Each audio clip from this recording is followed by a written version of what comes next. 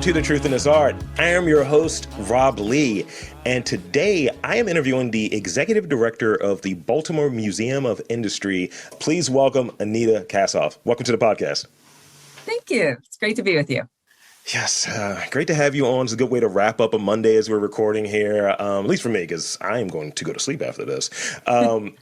So if you will, I like to start off with, usually after I give a very brief, abbreviated kind of introduction for the guest, I like to really let them do some of that talking on there. So give us those vital stats, describe your work, and what are some of your priorities in your role? Sure.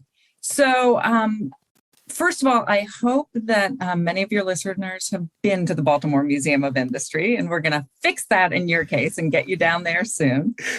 We are located on the south side of the Inner Harbor on 5 beautiful waterfront acres, and we're located in a former oyster cannery. So everybody is welcome, and you first on the list. So let's see, what are some of my priorities? I would say that that certainly, like many leaders, the last couple of years have been all about surviving and adapting and being as really as adaptable as possible as change keeps getting thrown at us. And I'm really proud of the way we've come through the pandemic. One of the things that I've been thinking about a lot is the fact that I and my colleagues are stewards. We don't, it's not as if we own the Baltimore Museum of Industry as a business owner owns their business. We are passing through. And so I think that in a way, my goal is to leave things better than I found them, hopefully much, much better than I found them. Because I'm very acutely aware that we are stewards of something that belongs to the public. The museum doesn't belong to me, it belongs to you, it belongs to the school kids who come through. So I've been giving a lot of thought to that as I think about what my priorities are. That's great. It's great recognizing that and really being like upfront about it, because I think sometimes when it comes to museums and ultimately you have like relics, you have people's works, things of that nature. It's almost like this kind of ownership, and it's like this is from here, this is from Baltimore, this is from the place, so what have you. This is for the people, and being intentional and saying that, I think that's really, really huge and a really great thing. And I love that just you're touching on that.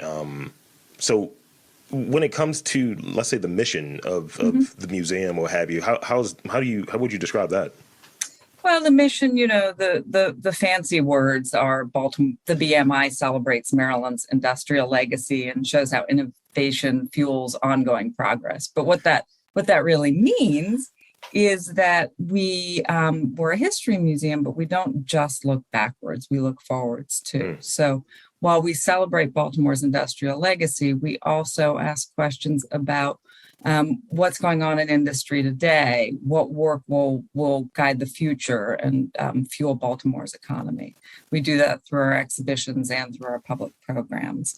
And I think that the other thing that underlies that mission is a real conviction that there is dignity in all work.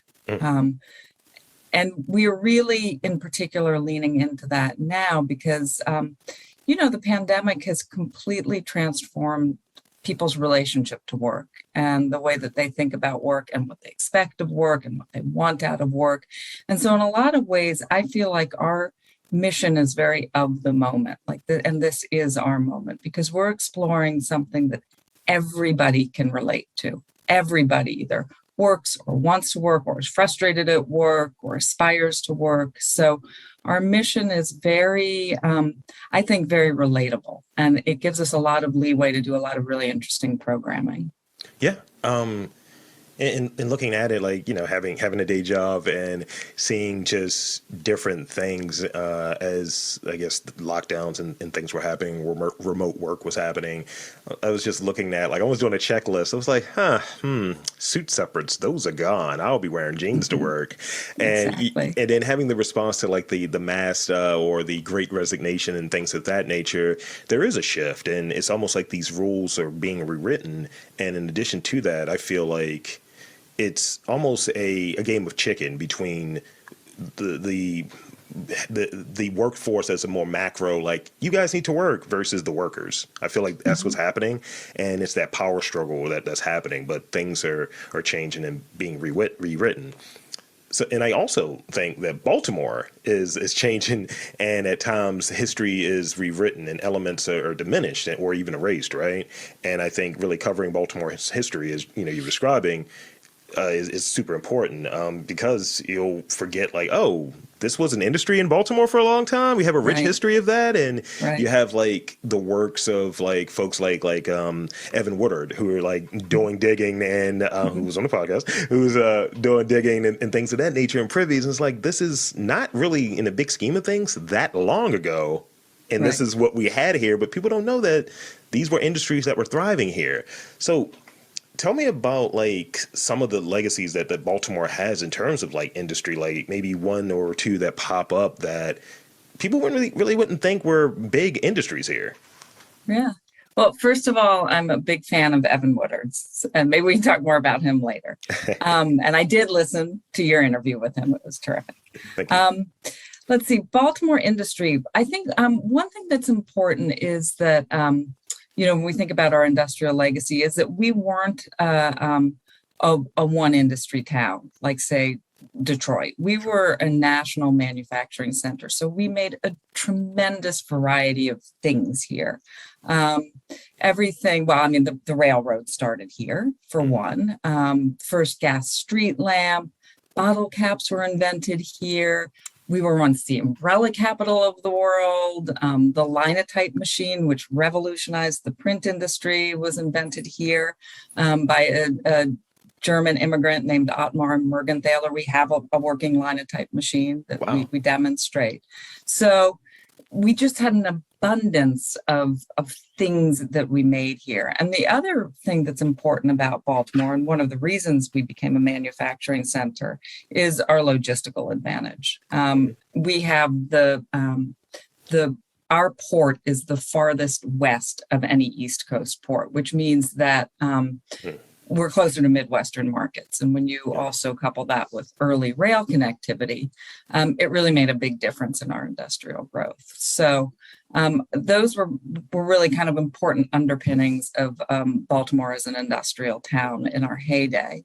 And I think it's really interesting also that you ask about elements of that history that have been diminished or ignored. And that's something we take really seriously at the museum, even re-examining what we've done in the past in our long-term exhibitions, and challenging ourselves really to think about whose stories haven't been told, Right. and who's absent, and how can we make sure that those stories are told more fully in the future. So it's definitely something we think about as we refurbish our exhibitions or as we create new exhibitions. That's great that have that commitment. I remember, it was at I believe it was like Women of Steel, maybe. Mm-hmm. And Women of Steel, yeah. Yeah, I was like, okay, this is great. This is a great idea. And and it was just like something for me in doing this podcast, and what really interests me is kind of uncovering and unearthing things that, whether it be stories, whether it be just different trivia. I'm a trivia nerd. And it's like, oh, I didn't know this. Let me dive into this and learn more. And I think that's really what museums do, but specifically what the BMI does. Yeah, I agree. And I have to say, well, I'll take people through the museum, and invariably, I will discover something. I've been there for 7 years, and I will discover something in the museum that I just never noticed before. Like today, I was walking through our print shop gallery, and I noticed an enormous sign for the Baltimore Banner. Now, the Baltimore Banner, as you might know, is the new paper that's being started by Stuart Bainham, and apparently, the Baltimore Banner was also a paper that was established in 1965 when journalists were out on strike. It was a strike paper. I didn't know that. And here we have this Baltimore Banner sign, and the Baltimore Banner is coming back today, and in a different form. And so there are just all these discoveries in the museum that even I, who walk around there all the time, and am still discovering. Yeah, I love those connections, and I think really, Baltimore specifically, I think there are opportunities when you learn about places, you learn about different people, and learn about our history. You have much more of a love and appreciation for what has transpired here. And there at times there's a lot of, because of like lack of knowledge and lack of access, there is this lack of pride that comes with it. And it's just like, no, we had this here. We had this first. So we need to celebrate these different things, whatever they may be. It's like, love what you have, and city pride, state pride, what have you. And you look at other cities and they really tout what they do well and what they are famous for. So, I think places like BMI, it's important to really acknowledge those places, and people should definitely, like myself included, should go check it out. So looking forward, right? Where do you see the future of the museum? What do you hope to accomplish in this year? Obviously, we're still in different stages of the end times, or the after times. The beginning times, yes. Optimism. So what do you hope to accomplish in moving forward? Well, I definitely am looking forward to renewal post-pandemic. I mean, as I said, I'm very proud of what we did during the pandemic, some really great creative risk-taking and new formats and things like that. But what I would really like to see is people getting back through our doors. I would love to see school groups coming back. We used to serve 30,000 kids a year, came through the museum, and we're engaging in hands-on programs, and they're coming back slowly. But there are a few projects in particular that are exciting me, in this coming year. During the pandemic, we opened an exhibition called Fire and Shadow, which tells the story of the Bethlehem Steel Mill at Sparrows Point. And the exhibition was itself the capstone of a multi-year project that was a community outreach initiative to the Beth Steel retirees.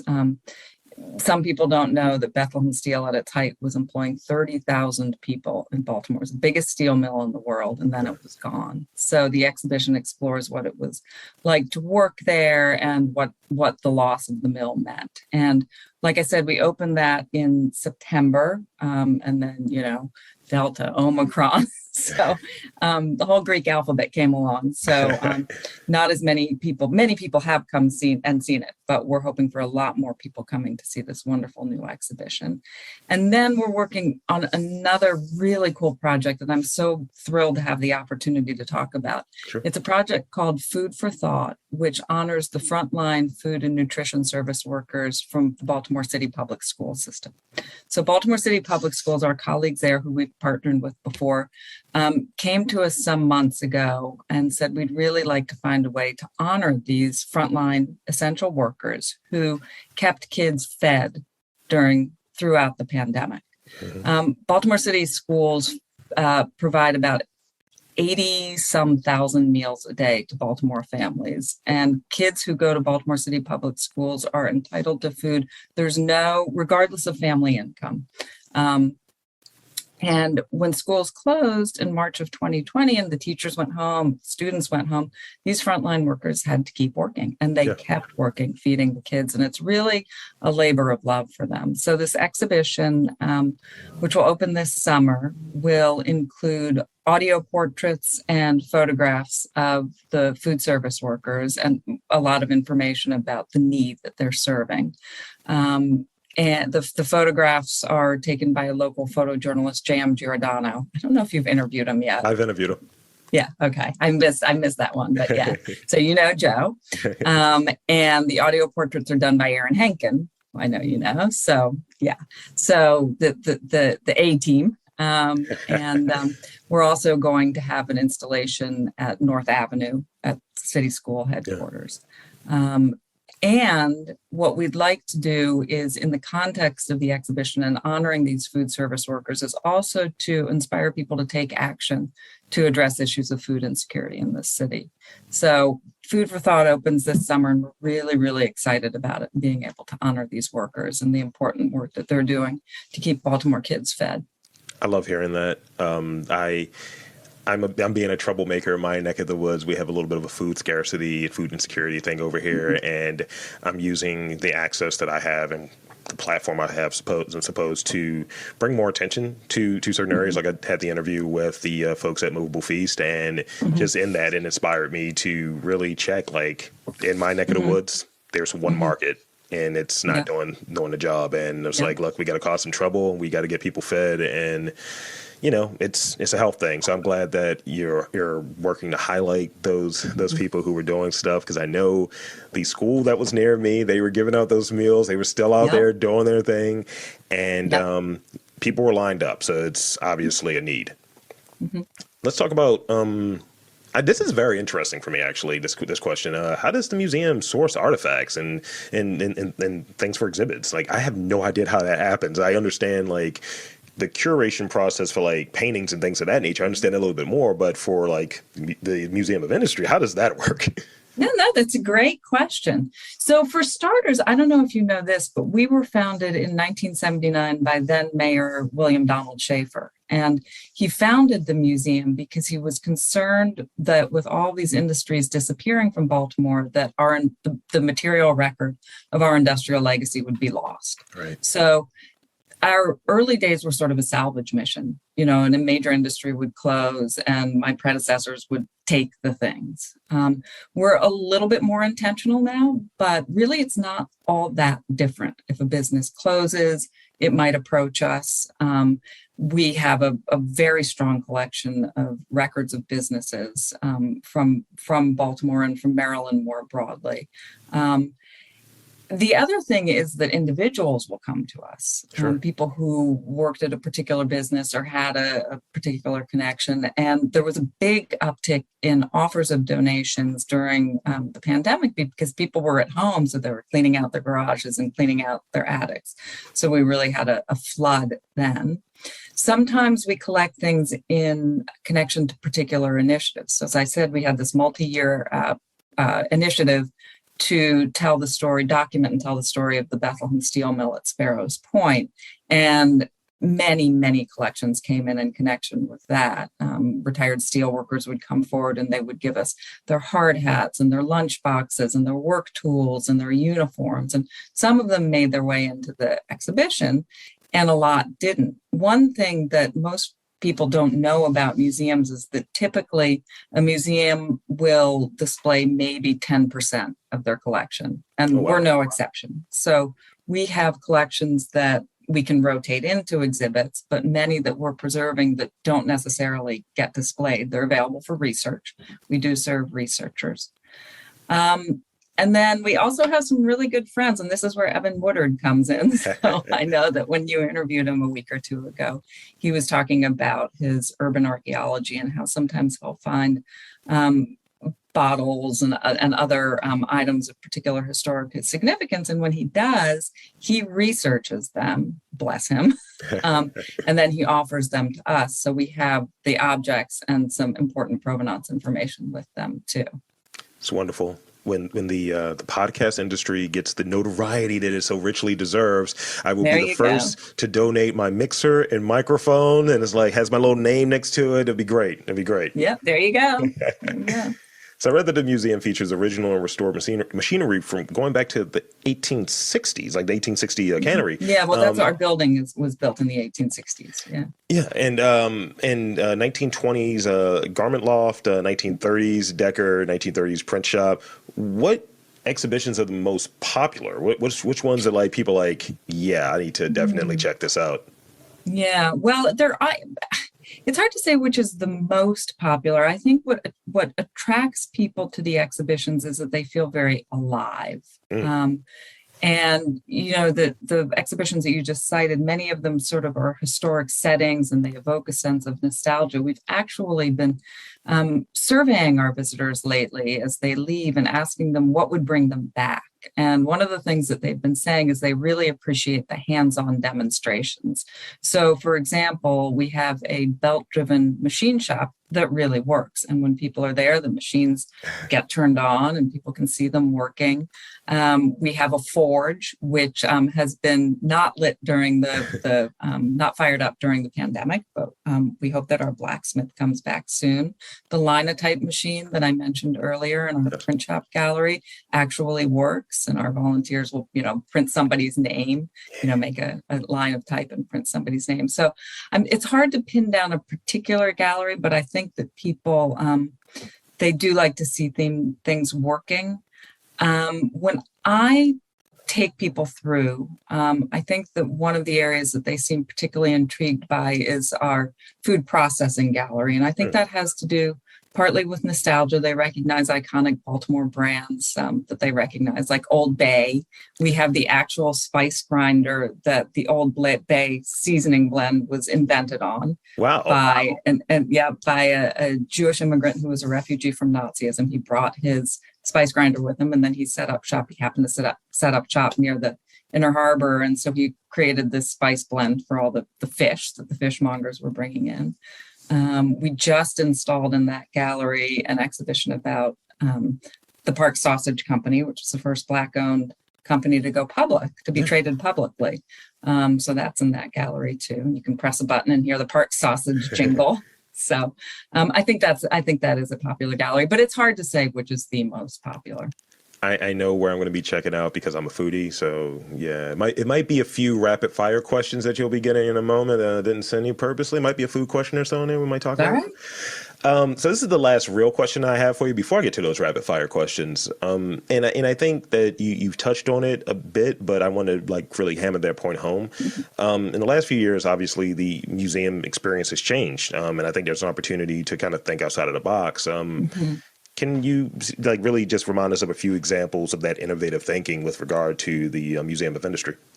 Sure. Yeah, we had to think innovatively during COVID. And I think like a lot of museums, we did a lot of creative risk taking by necessity, but we did lean into it.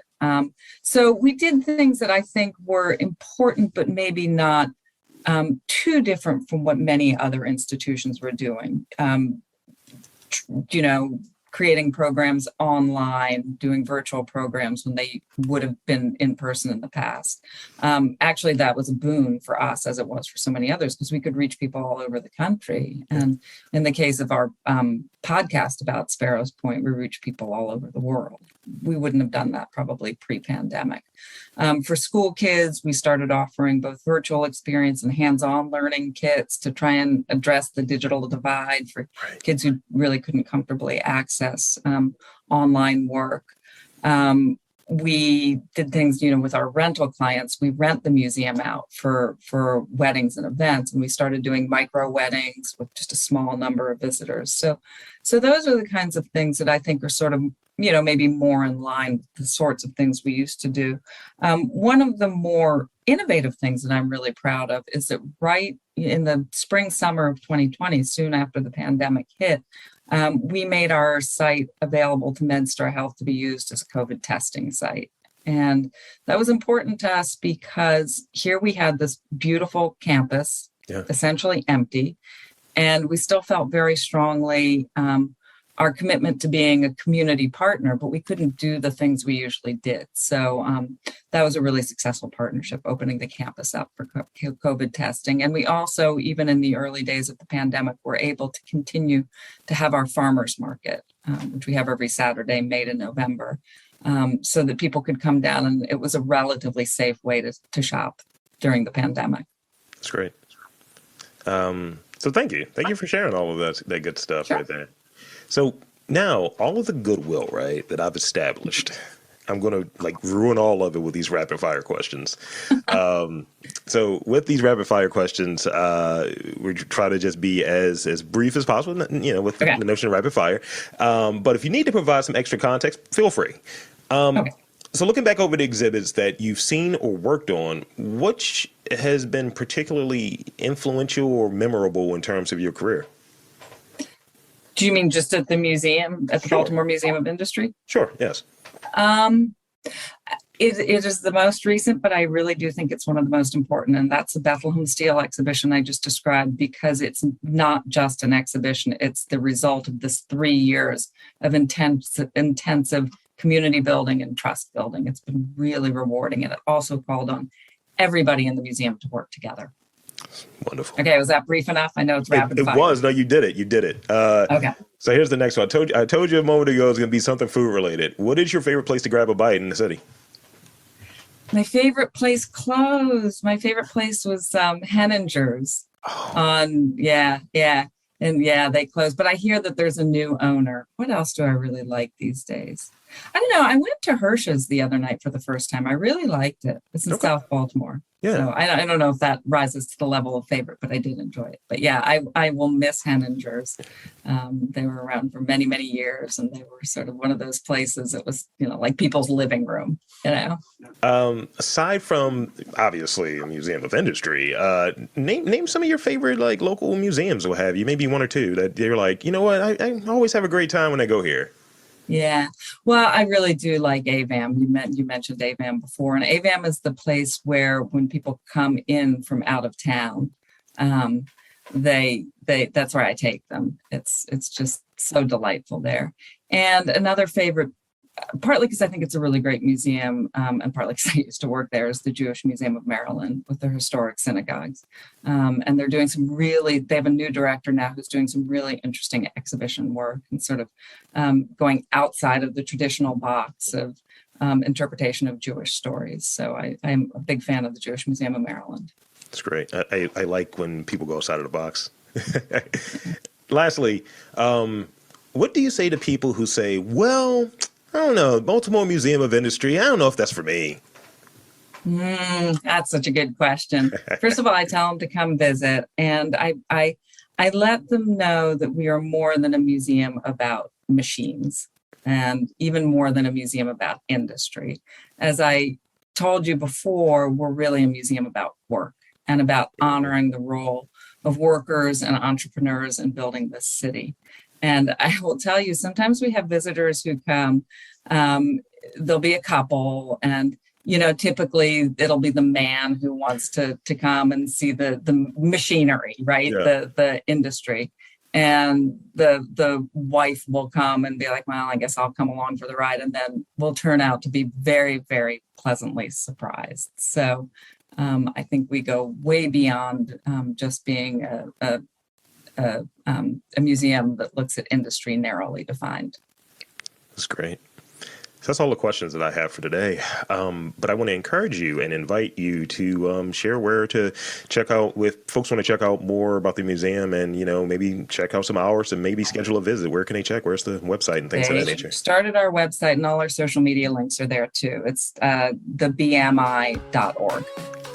So there you have it, folks. Again, I want to thank Anita Kassof for coming on to the podcast. And I'm Rob Lee, and there is industry in and around Baltimore. You just got to look for it.